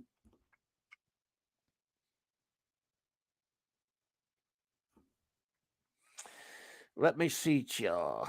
So anyway, let's cover it a little bit. I have to take my eyes off the chat when I do this. So, the three, too amazed to speak, GR watches dumbly. Sprawled on the two-lane blacktop as one of the mysterious trio dismounts and races to his aid. Are you all right, friend? Are you all right, my friend? I'm not in Aramaic either. 'Twas a frightening fall you took, or you hurt. Only in the mind, I think. Only in the mind, I think. What is this? Who are you three? Your clothing, the camels, what gives here? We might as well ask you, Flame Skull. Flame Skull One? Flame Skull One? Are you a demon sent to stray us from our course? I'm human. I just look weird. Okay. I'm as human as you. As you seem to be, old timer. But suppose you tell me what course. Cast your eyes heavenward, my friend. Three kings are following the yonder star, seeking the child of the prophecy. King, star, child, prophecy. Once again, Johnny Blaze is struck speechless. Oh boy. Why not join us on our pilgrimage? The myrrh and frankincense we bear are surely gifts enough for four to give, even unto this tender infant. Thanks for the invite, but I'm not in the past or anything, am I? But I don't think your ships of the desert can keep up with what I'm riding, and I'm a mite too impatient to lope along with you fellers. So catch you later. So he doesn't. I mean, I think this is bonkers. I don't remember this. Wow, this is this might be Bob Haney level. I don't know, man. Like the three wise men just ran into Ghost Rider, but then the next shot he just drives off. Yeah, well, I'm Ghost Rider. When we cut to the Baxter building, where the thing is as always pissed off at Reed because we're working on Christmas Eve, you jakeweed. Blah blah blah. Stuff.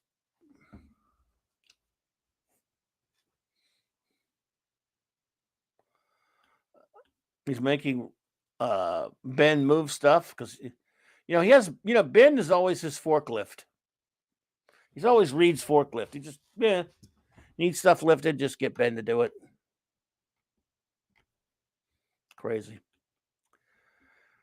Not my favorite work of Sal, I gotta say, because he was better for the Hulk than the Thing. Even Spidey. So let's see here.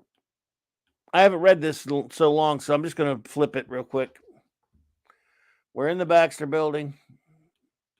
Now, I remember this era is when Medusa was part of the team, and Johnny had his red.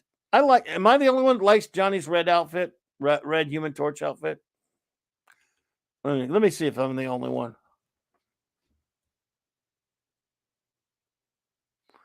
True, D-Bud, true.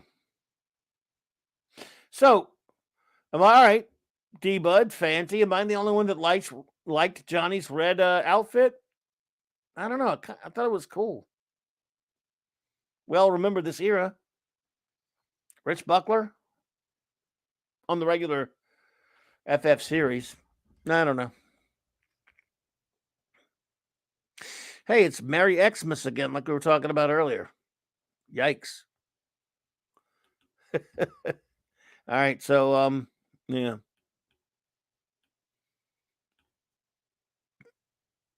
Oh, there's Wondar's in this one. This is when Wondar was hanging out with everybody.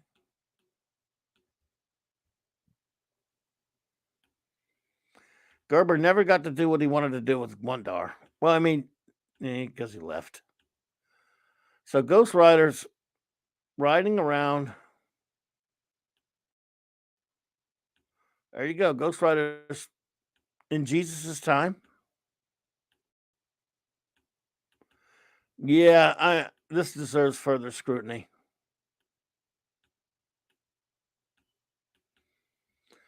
I should have known when you said this, Sean, that it would be Steve Gerber. Yep. This is too good. I gotta actually read the whole thing. I will. So you didn't like it. You like the classic blues, D-Bud. I know, but I don't know something. I don't know. I kind of liked it. I don't know why.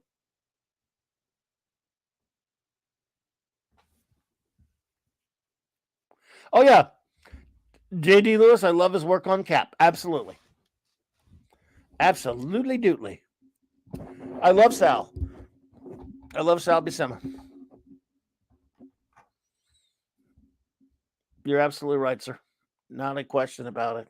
So, but yeah, now I want to go back and read that one again and maybe review it later or review it at some other time. Thank you, Jay, man. Anyone else got any other ones you could recommend? Some Christmas stories that you liked, comics, older ones preferably. I don't really like any of them. It doesn't necessarily have to be that. There are a couple I already know. Like I said, I only got one more. Purple and I are going to be reviewing one Wednesday night.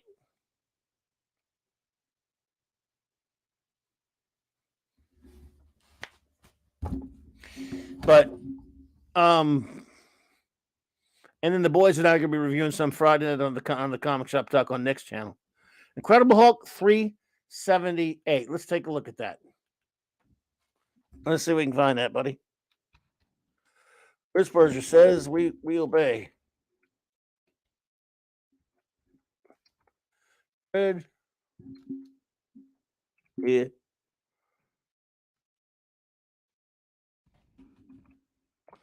Hulk. Ever loving Hulk. Hulk. All right, let's see. Okie dokie-ishness. Oops. There we go. 378, right? Okay. I can find that. I'll see if I remember this one. There we go.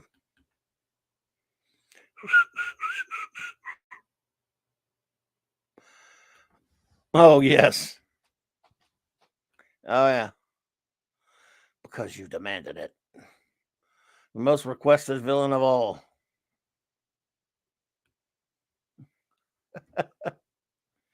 Let me guess, Peter David. Yeah. Weird art.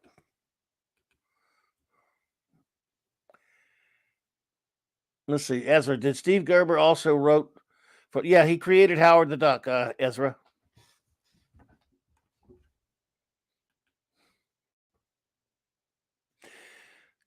Sean says Steve Gerber seemed to do his own thing and get away with it. Yeah.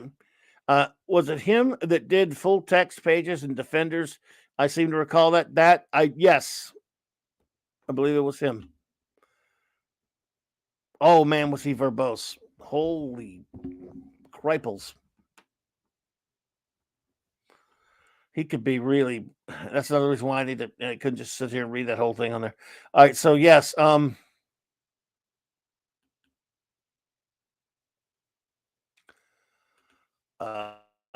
oops.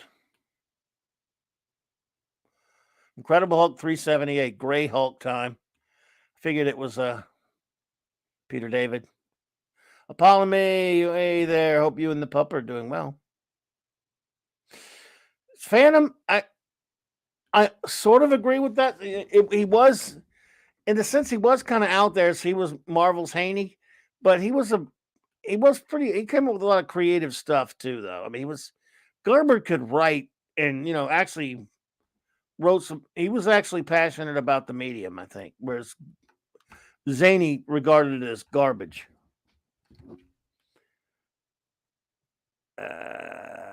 Did he do Amazing Spider-Man 314 Down and Out in Forest Hills? I don't know. I know I wasn't reading the comic at that point. I can tell you that. But let's see here. So Let's see what a bit of this looks like. Chris Persia recommended there.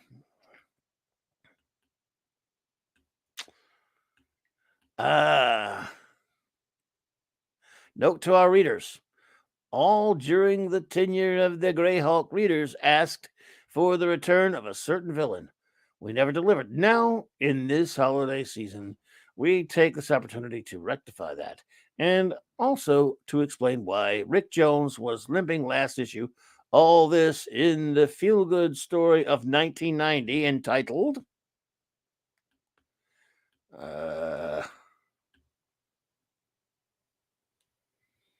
what's the title? Rhino Plastered. Jesus. So I knew Peter David, Bill Jaska on the art, inks by Jeff Albrecht. In other words, guys that no one's ever heard of. No offense. No offense. No, Ezra Goldstein. No, Chris. Unfortunately, Steve Gerber is no longer with us. He passed a little while back. Maybe within the last decade or so, I think. Maybe in the early 2000s. I can't precisely remember. But no, unfortunately, Steve Gerber is no longer with us. Bill Jaska, that name. I mean, does anyone? I don't know. This is like filler stuff. No offense.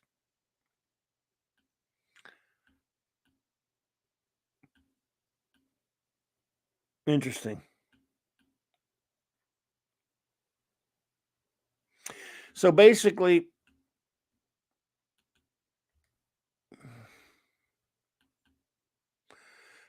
Chris Persia, that's one you like, or I mean, just one you'd remembered, or what's the deal on that? Because I'll definitely have to read it. I mean, again, I'm always fascinated by Christmas comics.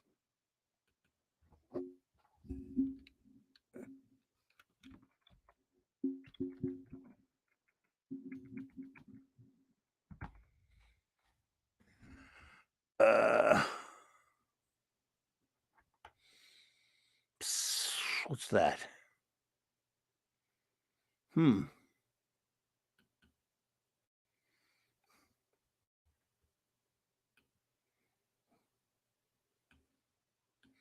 Superman's Adventure, Christmas Adventure. Whoa. And here, of course, folks, and here, boys and girls, back to Superman and Christmas. We have Superman's Big Adventure. Excuse me, Christmas Adventure. Just kidding. He's not Pee Wee Herman. Okay, so look at that. Wow. But we started out with Superman, and we'll conclude with some Superman Christmas. How about that? Superman's Christmas Adventure. It's one I remember mainly because of the Hulk Rhino fight, which they had to set outside, and for the sake of keeping the little girl's faith in Santa alive. Okay, interesting. I will definitely read that. Peter David can write good stuff now. He has many times. All right, so here we go. It's Christmas with Superman. Look at that.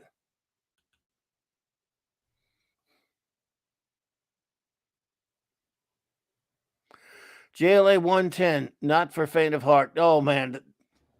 That's brutal, Phantom Outsider. But I'll take a look at it. Been a while.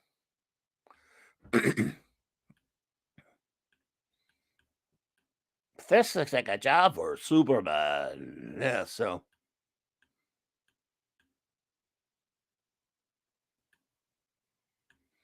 Early soup stuff right here, folks.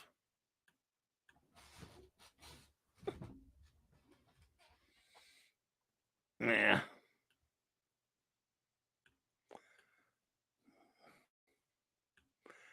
I haven't seen this in ages. I think I'll say, but I think I have a reprint of this.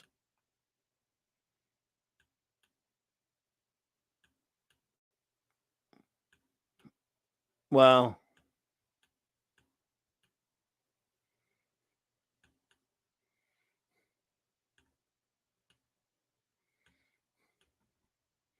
My goodness. Well, there you go, folks. A little bit of Superman Christmas. Rod Thunderheart. What's up, dude? How you doing, man? It's great to have you pop in. I hope you are doing well, and I hope you're having a great start to your Christmas week.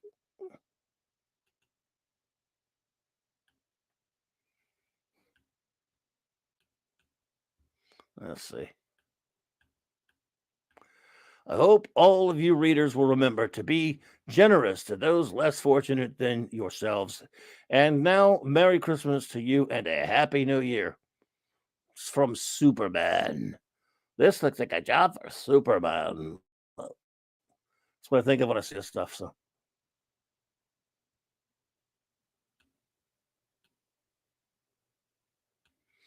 great stuff. Greatness. Great stuff. Oh, man. Well, there you go. So, JLA 110. I'll have to look that one up. That's a Christmas one? Is it Christmassy Christmas Phantom or Fanty or there's so many. I can't remember what was in that one. Sean says, "Oh heck, I just read a reprint of this. Really? Wow. Two old men try to commercialize Santa's workshop to manufacture things other than toys. Pretty eventful and fast paced. Yeah, cool."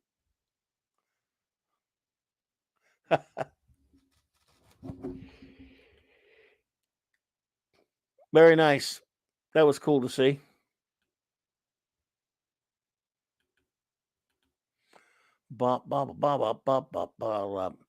When you look for Christmas stories on here, I mean, it's just so many.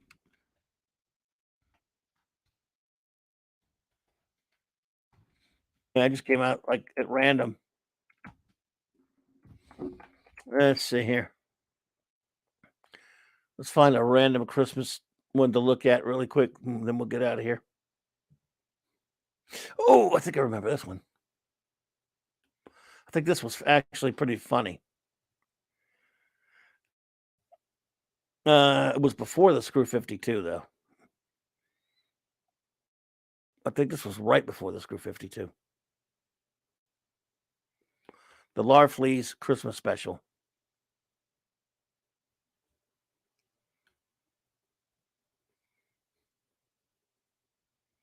Yeah, this was kind of funny.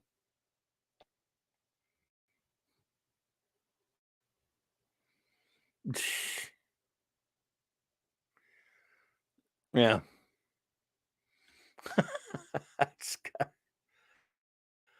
The Larfleeze Christmas special. That was kind of funny. Let's find that one. Let's find that one just for you, Fanty. Let's find that one.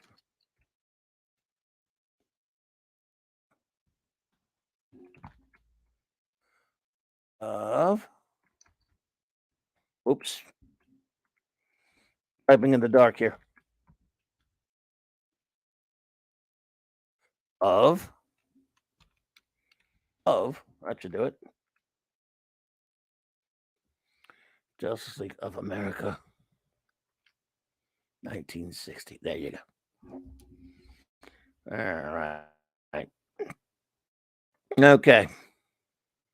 One.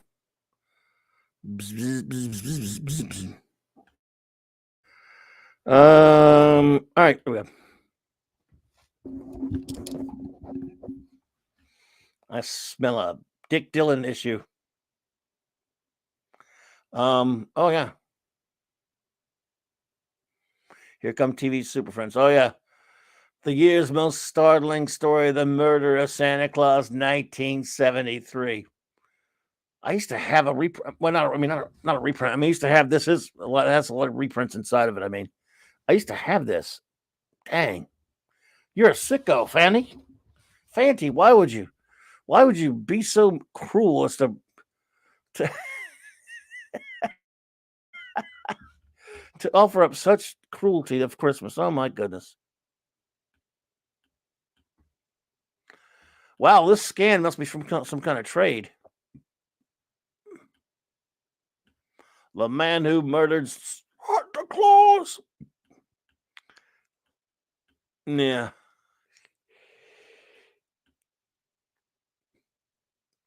Lynn Wein, Dick Dillon, Dick Giordano.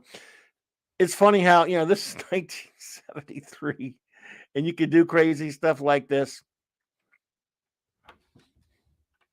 It's Christmassy. Yes. You're a bad man, Phantom Outsider. Oh my God. I can't remember last time I read this. Oh. Still, we got another week before Christmas. I don't know. Maybe I'll review this one.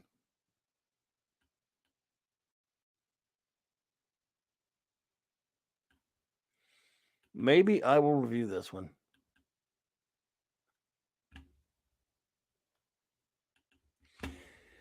So this comic is the JLA version of the movie The Santa Claus before it came out. It says I don't know.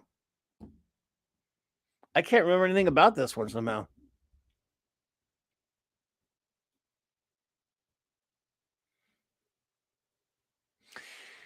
My goodness. You are a bad person, Phantom Outsider. How dare you school the Christmas spirit? It's funny. I just think it's hilarious that they would do, a comic like that. That was, mainly for kids and stuff. It's pretty freaking funny. Oh, dear. Anyway, hey, well, what can you do? All right, what's another one? We'll get out of here in a minute, but I don't want to end it on a downer note. What's a fun Christmas story? God, I had so many, and now I can't remember any of them because I just went to random Christmas stories.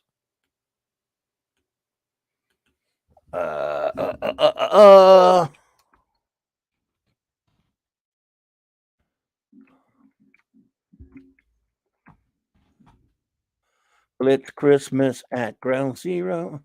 Oh, this is one someone was talking about earlier or the other day. I'm not a Lobo guy, but it'll be funny to show the cover.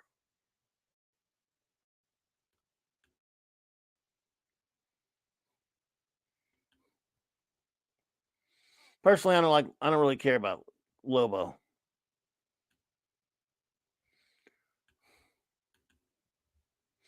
However, this isn't Christmas either. The Lobo Paramilitary Christmas Special.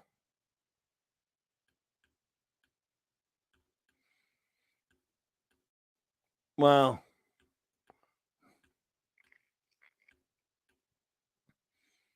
this art blows chunks. Get that crap off my screen. Why'd I even bother with that?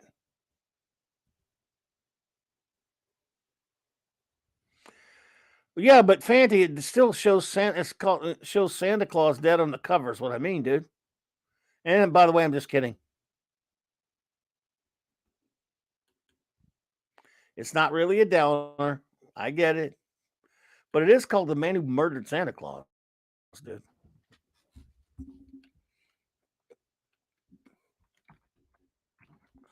All right, Christmas. Put the word Christmas in there and see what happens. Bop, bop, bop, bop, bop, bop. Some of these I can't even. Man, why is there a Sunrise Christmas special? All right, let's see. I'm gonna pick a random one. I like picking a random Christmas comic.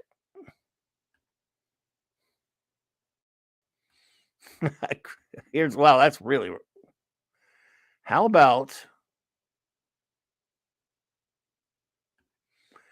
Spider-Man Christmas in Dallas Times Herald giveaway?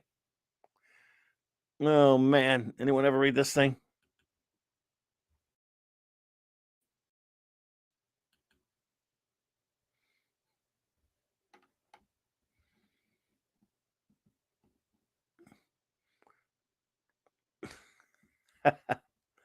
I hear you, Fanty. I understand, Fanty. You did nothing wrong. I was just kidding. Yeah, nothing like a Christmas with the Kingpin. Jim Sally Krupp, Alan Kupperberg, Mike Esposito.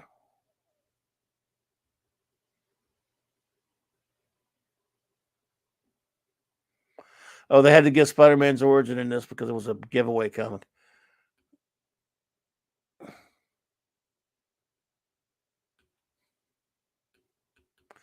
Yeah, advertising supplement to the Dallas Times Herald, the Marvel newspaper network.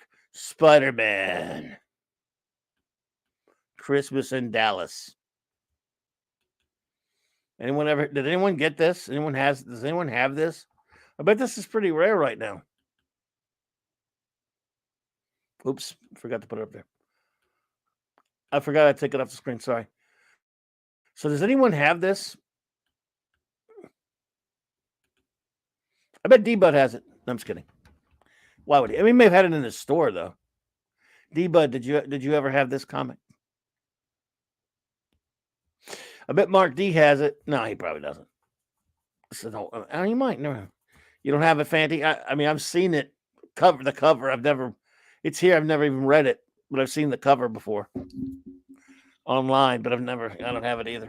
Probably pretty rare. I would bet that this thing is pretty rare. So,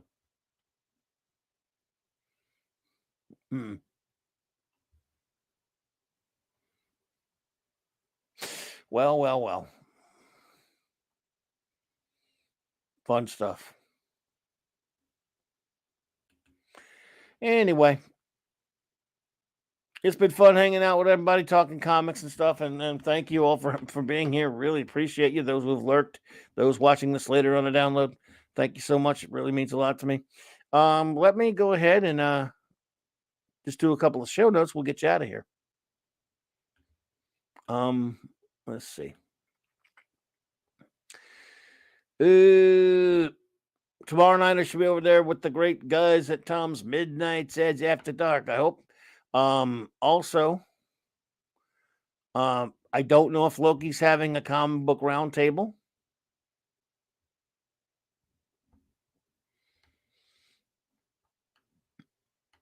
Take it easy, Jay Day Lewis. Appreciate you, buddy. I've never seen it, D-Bud. It was just like a promotional comic that they made for the Dallas Times Herald. It's crazy. But I'd seen it, pictures of it, but I've never read it. Anyway. So, I don't know if there's a comic book roundtable or not Wednesday night, but if there is, I'll be there on Loki's channel. And Wednesday night, the wonderful, beautiful Purple Valkyrie will join me. We will have another Clobby'S Christmas Comics review special. What the Xmas special number 10. I actually should say what the number 10 Xmas special, but whatever. The Santa Doom comic by John Byrne. We will review this crazy little tale and visit and have some little Christmas fun. And then, of course, Clobby'S Clubhouse on Thursday night after I'm on Midnight's Edge After Dark at 6 p.m., of course. At 9 p.m. Central Standard Time, Clobby'S Clubhouse with Raquel and Mark. We're hanging out, just having a little Christmas party that I hope you all will attend. And Friday night, I'll be over there with the Comic Shop gang on Nick's great channel. Well, I hope you're getting some rest there, Mark D. Dude, good to see you. I hope you're feeling better a little bit. Let us know how you're feeling. And let's see here. Tomorrow night. Friday night, that is. I will be there. With Nick's channel 8:30. That's right. And then Saturday night. I know it's Christmas Eve. There's no Saturday night Star Trek until the beginning of next year, but the next 2 weeks I will be here on Saturday night. I'm not sure what I'll do, but it'll just be Clobby's Christmas Eve with Clobby. Then the week after that we'll count down the new year. the old year ending and going into the new year. So yeah, and of course, who knows what I'll be doing next week, but I'll be out here. I'll be on here. Voice is still shot. Jeez, dude, well, feel better. Take something, do something. I'm sorry, bro. I hope you feel better, man.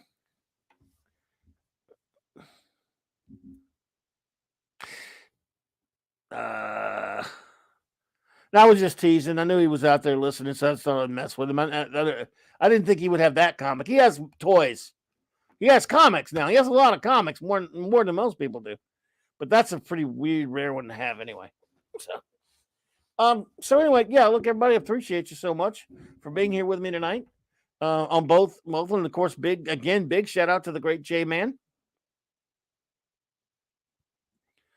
for hanging out with me and on our first part of our double bill tonight, reviewing the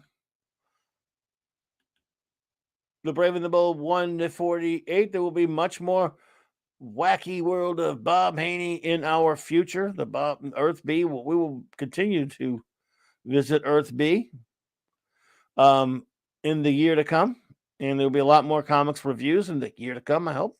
So until then, though, everybody, thank you all for being here. I will play us out with these messages and credits. Have a fantastic night, everybody, and hope your Christmas week is off to a good start. If I don't, just in case, I'll just keep saying Merry Christmas every time, because you never know if we're going to hear from anybody or they can hear you again. So Merry Christmas. I'll be saying it every time I go sign off, just to make things easier. Merry Christmas to all, and clobber on, friends.